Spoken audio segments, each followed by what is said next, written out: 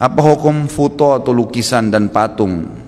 Ini sudah saya jelaskan ya. Bagaimana kalau niat kita memajang lukisan atau patung tersebut hanya untuk hiasan semata, bukan untuk disembah atau memuliakan lukisan atau patung tersebut.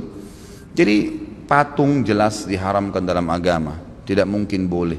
Karena Nabi SAW mengatakan dalam banyak hadis, diantaranya rumah yang tidak dimasukin oleh syaitan adalah rumah yang ada anjingnya dan rumah yang ada patung atau gambar hidupnya, gitu kan? Itu dalam hadis sahih. Nabi SAW sudah larang masalah itu. Kalau tidak dimasukin malaikat berarti akan dimasuki oleh syaitan. Dan sudah saya tuntun, teman juga yang bertanya ini bisa kembali kepada buku terbitan Gema Insani Press kalau nggak salah, yang pernah saya bawain dulu, rumah-rumah yang tidak dimasuki oleh malaikat. Coba baca lebih dari 30 macam rumah, di antaranya adalah rumah yang ada patungnya. Kalau anda bilang ini kan cuma hiasan, baik, kenapa harus berhias dengan sesuatu yang Allah haramkan? Ya, dengan anda perlu tahu dalam hadis Bukhari dijelaskan awal mula kesesatan manusia, pertama kali mereka nyembah berhala di zaman Nabi Nuh alaihissalam meninggal. Pada saat Nabi Nuh alaihissalam meninggal, kata Nabi SAW, datang kepada mereka syaitan menjelma menjadi manusia, kemudian berkata kepada mereka, ya, kepada orang-orang yang sudah meninggal nih. Jadi generasi Nabi Nuh sudah meninggal, generasi sahabatnya juga sudah meninggal. Sekarang generasi tabiinnya. Kalau kita didatangi oleh syaitan dan berkata, kalau kalian mau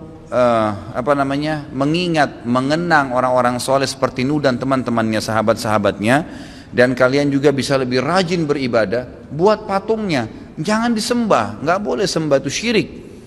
Cuma letakkan saja di tempat ibadah-ibadah kalian. Jadi setiap kali kalian lihat, kalian teringat mereka, kalian ibadah lagi. Taruh di pasar-pasar, supaya kalau orang di pasar tidak berani buat maksiat karena tahu ini ada patungnya orang soleh. Niatnya baik awalnya.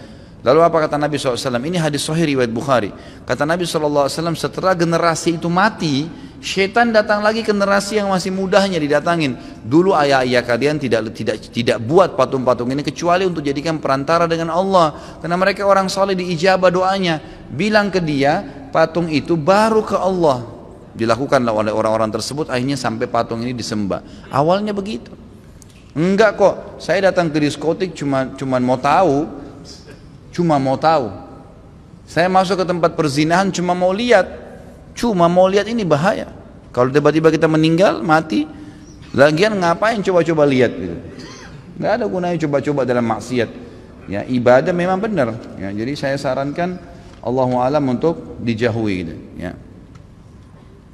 Saya pernah subhanallah lihat, atau sering saya lihat ya, mudah-mudahan Allah kasih hidayah. Setiap kali saya subhanallah justru ke daerah-daerah yang orang-orang kaya.